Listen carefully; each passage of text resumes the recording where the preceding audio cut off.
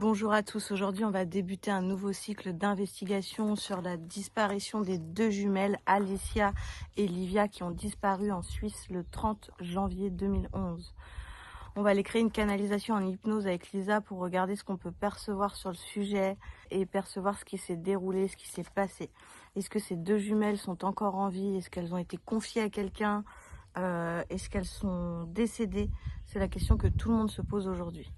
Je vais recréer un contexte. La maman avait confié les deux jumelles à son mari ou son ex-mari. Je ne sais pas s'ils étaient divorcés au moment des faits. Et elle devait récupérer ses filles parties en week-end chez leur père. Elle a eu le papa au téléphone la veille. Tout avait l'air ok. Il lui explique que les enfants sont contents de ce qu'il a fait à manger, que tout se passe bien et qu'il les ramène le lendemain. Sauf que le dimanche, il envoie un message à la maman pour lui dire qu'il déposera les enfants à l'école le lundi matin. La maman refuse parce que ce n'est pas ce qui était prévu à la base. Elle devait aller les récupérer pour qu'elle puisse se coucher tôt et aller à l'école le lundi matin. Suite à ces messages-là, elle n'a plus jamais eu de nouvelles de son mari. Elle n'a jamais revu ses deux petites filles. Donc la maman part de la maison pour essayer de chercher ses enfants. Elle va justement à la maison de son conjoint, conjoint ou ex-conjoint, ça vous prenez avec des pincettes parce que je n'ai pas vu en préparant mon cycle ce qu'il en était. Les doudous des filles sont toujours présents, la nourriture est toujours présente. Et le point important, c'est que le siège auto des filles est encore présent dans le garage alors que la voiture n'est plus là. Donc Mathias, le papa, est parti avec les filles ou pas. On aimerait savoir justement si c'est bien le papa qui a enlevé les filles ou si c'est quelqu'un d'autre. Il y a eu beaucoup de choses de retrouvées à la suite de cette disparition. Donc déjà, le papa a été géolocalisé en France au péage de Montélimar. Il aurait apparemment retiré plusieurs milliers d'euros à Marseille et apparemment tous les endroits où on l'a vu aperçu sur des caméras de vidéosurveillance, on ne voit pas les filles avec lui. Est-ce qu'il a confié les enfants? Est-ce qu'il leur a fait du mal? C'est vraiment la question que je me pose en préparant ce cycle. Donc on va aller regarder tout ça. Le lundi 31 janvier, il a commencé à écrire des choses pour sa femme. Et ces choses-là, je vous les citerai dans l'hypnose avec Lisa. Je pense que ça sera plus pertinent pour vous et pour elle. Donc c'est des écrits qu'il aurait mis pour sa femme et il y a justement des explications sur ce qu'il aurait pu faire à ses filles dans ses écrits. Moi, j'aimerais surtout aller voir si c'est vrai, si c'est bien lui qui a mis en place ces écrits. Et qu'est-ce que nous, on va pouvoir faire en hypnose si c'est le cas? Est-ce qu'on va pouvoir faire passer ces deux petites filles en lumière? Voilà, j'ai hâte d'aller canaliser ce sujet. N'oubliez pas que ça reste une hypnose, que ce sont nos hypothèses et que ça n'est pas une vérité vraie. C'est notre vérité à nous. Je vous souhaite un très bon cycle d'investigation. On est parti, Lisa, tu es bien connectée. Tu vas pouvoir te rapprocher de Alessia et Livia, les deux jumelles qui ont disparu en Suisse le 30 janvier 2011. J'aimerais, Lisa, pour commencer, que tu me dises si tu perçois des choses en rapport à cette journée, au 30 janvier 2011. Moi, j'ai une journée assez normale au départ. Je les vois avec leur papa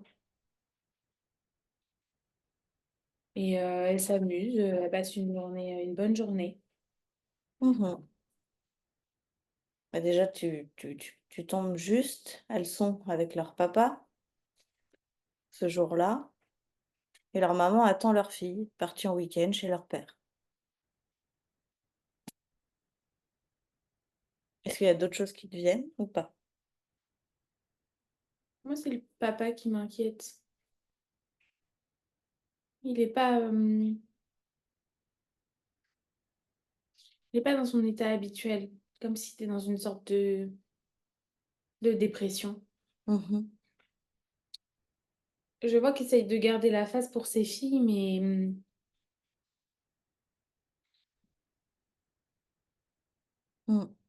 Mm. ça va pas du tout au fond de lui. Effectivement. Tu arrives presque à la fin de mon cycle des mains. Non, bon, on va y aller doucement quand même. En fait, elle a eu le papa au téléphone donc la veille, qui avait l'air complètement OK, qui lui explique que les filles sont contentes de ce qu'il a fait à manger. Et en fait, le dimanche, il envoie un message à la maman pour dire qu'il déposera les filles à l'école le lundi. Sauf que la maman, elle lui répond que c'est pas ce qui était convenu. Quelque Hmm. part, qu'elle devait venir les récupérer à 6 heures à la maison directement pour qu'elle puisse se coucher tôt et être en forme le lendemain pour aller à l'école. Il insiste, il explique qu'il les amènera à l'école lundi et ensuite il ne répond plus du tout au téléphone. Et suite à ça, on ne revoit jamais les 2 jumelles.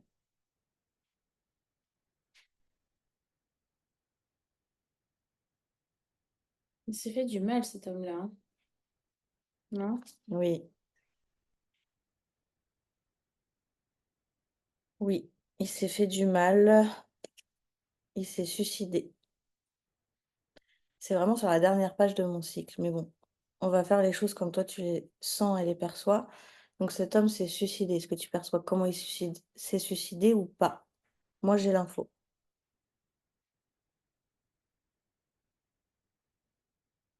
Moi, j'ai une sensation de chute et d'être stoppée. Enfin, j'ai un truc Tu l'as fait avec ta main. d'impact, en fait, tu Mm. vois. Mhm. Il s'est suicidé sous un train. Hmm. Je te dis pas tout ce qui a pu être retrouvé à la suite de ce suicide. J'aimerais que toi, ça ne t'induise pas en erreur, au cas où que ces infos soient fausses. Mais qu'est-ce qu'il a fait de ces filles? Est-ce que, elles sont quelque part? Est-ce qu'il lui est-ce qu'il a fait du mal à ses filles avant de se suicider? Est-ce qu'il les a mis en sécurité? Est-ce qu'il les a cachées?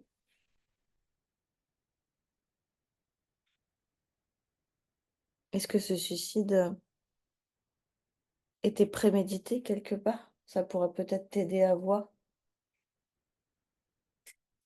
C'est pas prémédité. Mmh.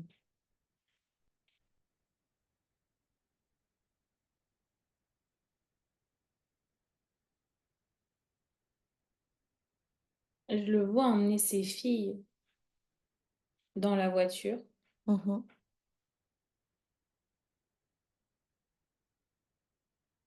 mais j'arrive pas à voir s'il les dépose ou ce qu'il fait. Mmh.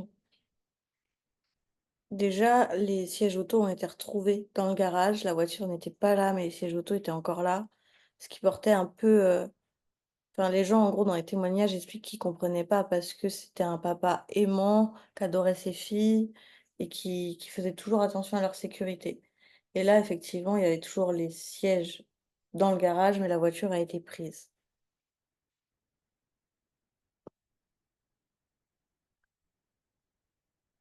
On a retrouvé un testament, Lisa. Tu vas pouvoir me dire comment ça résonne en toi. Un testament où il dit: «Ceci sont mes dernières volontés».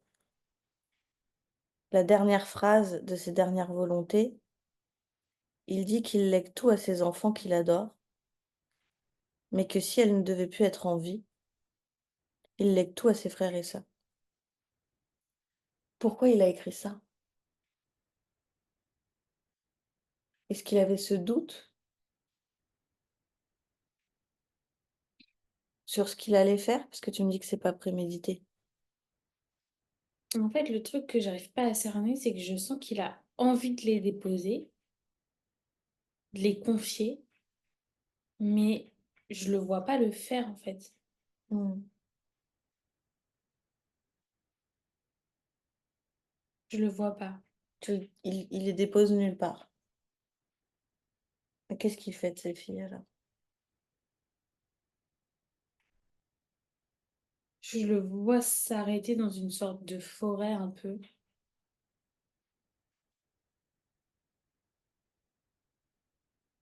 La géolocalisation du téléphone, donc tout ça s'est passé le dimanche et le lundi, on trouve une géolocalisation de son téléphone au péage de Montélimar, en France. Hmm. Donc il est plus en Suisse à ce moment-là. Est-ce que lorsqu'il est au péage de Montélimar, il est seul ou avec ses filles?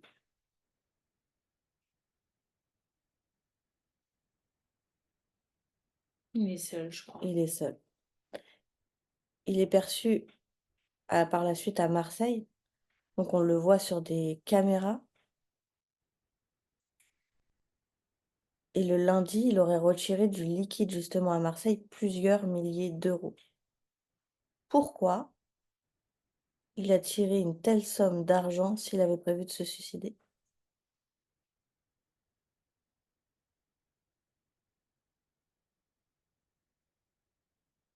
Parce qu'il voulait donner cet argent à la personne à qui il voulait confier ses filles.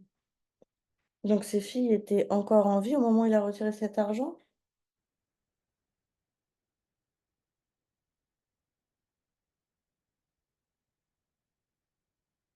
Moi, je les vois seuls, ces enfants, en fait. C'est ça qui me perturbe. Moi, Est-ce qu'il les a confiés à quelqu'un dans le subtil? C'est ça la question que je me pose, moi. Ouais, du coup, l'argent dans le physique, il sert pas à Oui, grand-chose, mais hein. est-ce qu'il n'avait pas conscience qu'il les confiait à quelque chose du subtil et pas Comment à ça? quelqu'un du Ouais, physique? comment ça? Faut être rationnel. Bah, on le voit, des entités ou des interférences qui prennent pleinement possession des corps, Mhm, au point de plus laisser la personne. mhm. Donc, est-ce qu'il les a laissés à une enveloppe physique, officiellement, enfin, mais sans savoir qu'en réalité, c'était à quelque chose du subtil qu'il laissait? Et si ça serait cette enveloppe physique, ça voudrait dire que c'est quelqu'un qui connaît. Hmm. Est-ce qu'il a laissé ses enfants à une personne qu'il connaît? Ou est-ce qu'il a fait du mal à ses enfants? Je crois pas que ce soit avec quelqu'un qui connaît.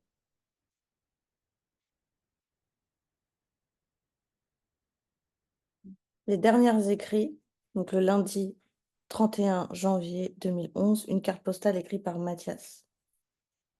Sans toi, je ne peux pas vivre. Tu me manques tellement, mais désormais il est trop tard. Sans la garde partagée, je suis déjà complètement fou, malade, détruit. À l'aide, je n'en peux plus. Je n'y arrive plus. Tout ce que je voulais, c'était une famille. C'est lui qui a écrit ça? Oui, Mhm. Après qu'il ait retiré tout cet argent, il a pris un bateau. Il a pris le ferry pour ensuite aller se suicider. Et dans ses tout derniers écrits, il y avait écrit: Ma chère, tu dois savoir que les enfants reposent en paix. Elles n'ont pas souffert. Tu ne les verras plus. Je voulais mourir avec mes filles, mais ça ne s'est pas passé comme ça. Maintenant, je serai le dernier à mourir. Elles reposent dans un lieu tranquille. Comment ça résonne en toi? ça résonne beaucoup, mais je me demande si c'est pas ce. Pour moi, il y a un lien avec le subtil qui est énorme. Est-ce que c'est lui qu'on aurait possédé au moment où il a fait du mal à ses filles? C'est ça la question en fait, que je me pose. Regarde, regarde. T'as l'information juste devant tes yeux, Lisa. Hmm. Ouais, c'est ça. C'est ça. C'est lui qui était possédé. Hmm. Juste à ce moment-là, ouais. Pourquoi juste à ce moment-là? Parce que ça lui tournait autour et il a autorisé cette conscience à rentrer. Pour avoir le courage de passer à l'acte.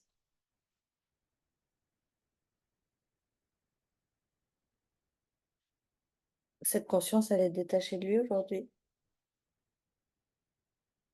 Non, Ok, on ira elle voir est ça. attachée à sa culpabilité. Ok. Où sont ses filles? Qu'est-ce qu'il a fait? Dans la forêt.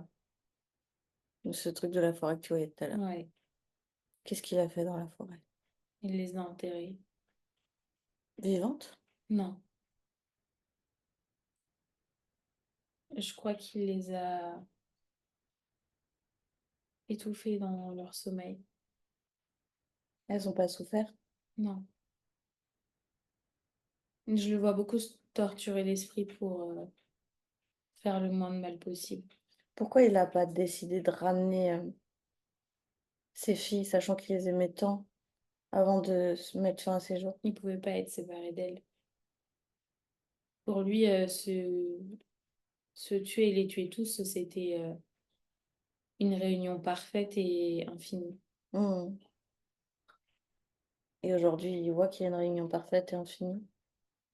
Non, Bah non, parce que c'est pas juste. parce qu'il est pas en lumière. Bah bien sûr, parce que c'est pas juste. Mm. Est-ce que ses filles sont en lumière? Mm. Ouais, Est-ce qu'elles vont bien? Est-ce qu'elles ont besoin de quelque chose?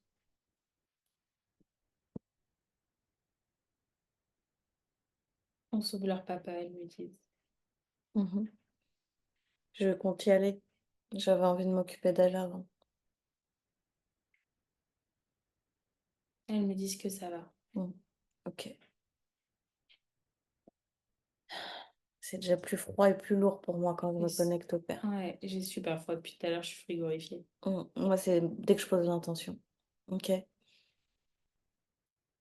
Mmh. Tu te Mm. connectes au papa? Ouais, Tu fais venir ces petites filles tu le ressens pas à ta droite? à ma droite? Mm. Moi, j'ai très froid, mais non, je le ressens pas à ma droite. Il est à côté de moi? Il est assis entre nous, ouais. Ouais. Moi, j'ai le bras gauche qui a des frissons depuis tout à l'heure et le bras droit, il a rien du tout. D'accord.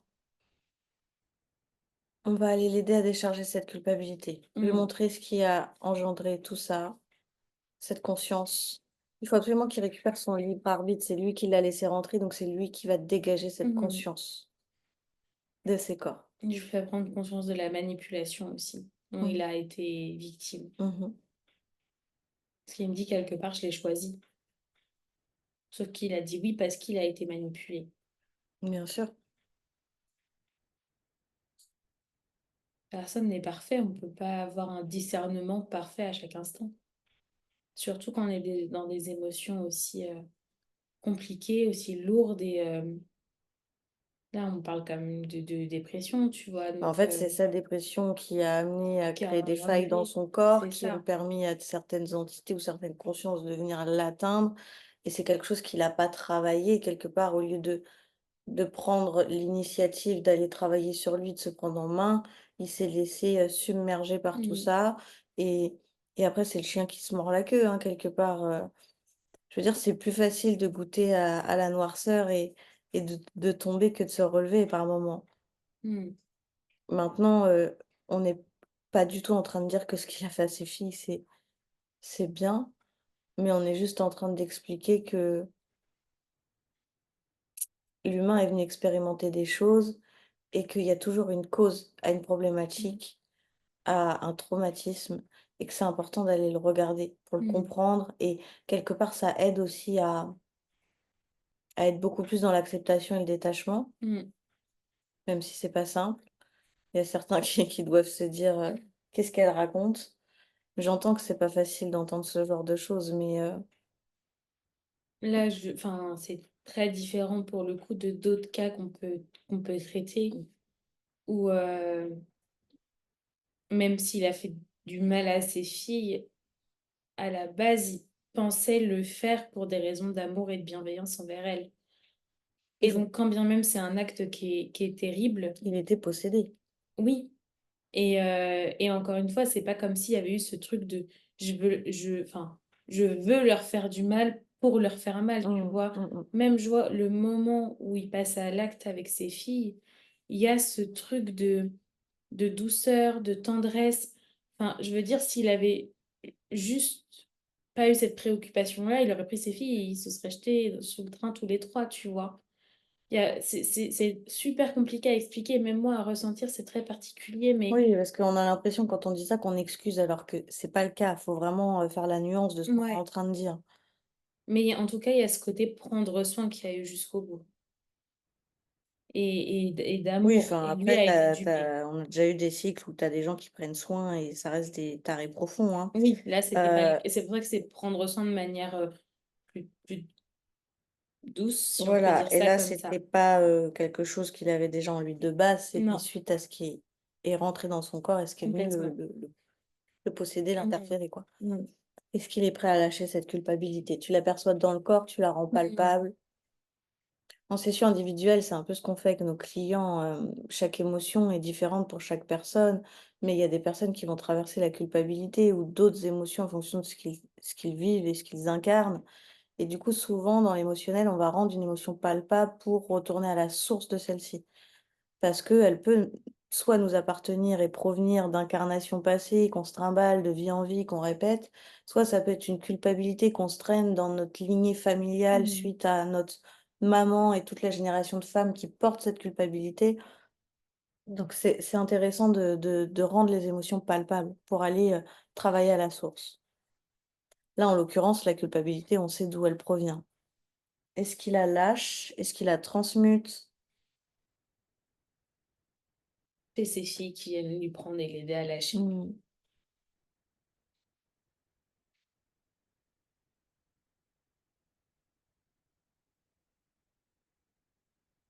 C'est bon. Mmh.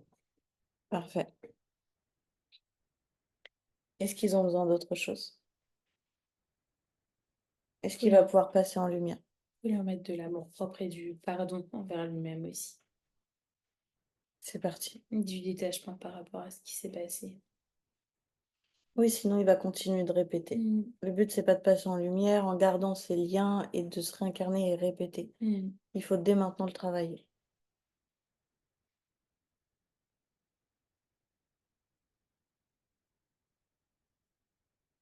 OK, c'est bon.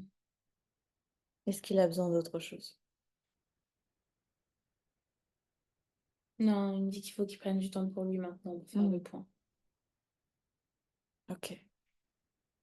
Et je lui ai transmis la petite bulle avec toutes les connaissances dont il a besoin Mmh. pour, pouvoir, travailler au mieux sur lui et ne pas se retrouver bloqué sur OK. les plans terrestres. Parfait. Tu l'as fait passer? Mmh. Tu embrasses les 2 petites? Elle nous remercie d'avoir aidé leur papa. Non, merci du fond du cœur. Mmh.